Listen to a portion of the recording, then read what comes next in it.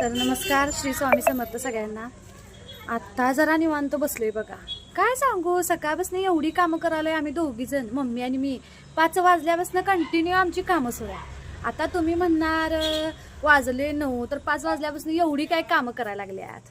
तुम्हाला दाखवतो काय काय कामं आम्ही केली ती. थांबा 1 मिनिट. मी लागल्यात पोळ्या भरायला. हे बघा, पोळ्या किती छान मस्त अशा आहेत बघा, बघू शकताय तुम्ही.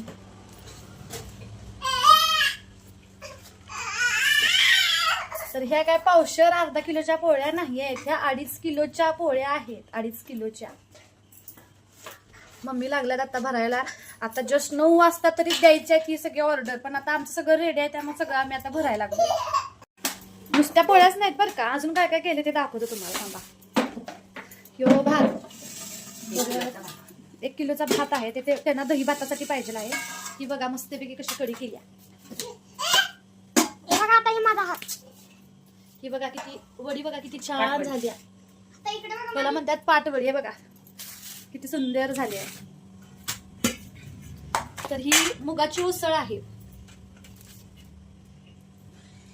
हे लोणचं, आणि ह्यात घुगऱ्या आहेत, आणि ही आंबाड्याची भाजी.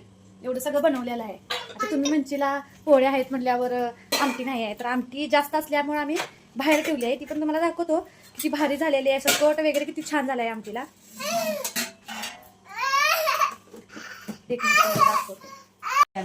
आमटी ती पण आमचं दुकान आहे झुणका भाकरीचं, त्या चुलीवरनं बनवून आल्या. म्हणजे बघा चुलीवरची टेस्ट कशी असेल आमटीची, तुम्हाला दाखवतो.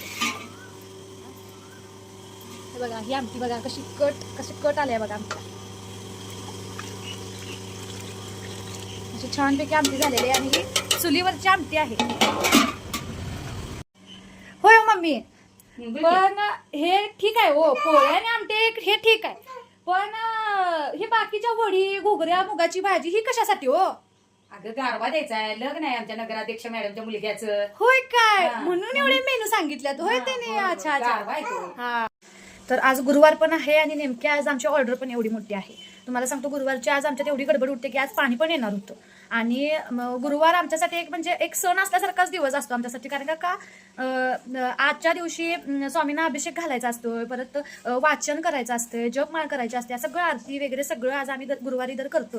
पण आज नेमका दिवस असा आहे बघा की स्वामींच्या आवडीचा नैवेद्य झालेला आहे, बघू शकताय तुम्ही. आणि स्वामींना तरी पुरणपोळ्या आवडतातच, त्यामुळं हे बघा देवपूजा ही देखील आमची झालेली आहे. वाचन वगैरे सगळं झालेलं आहे, जपमाळ वगैरे करून सगळं म्हणजे अगदी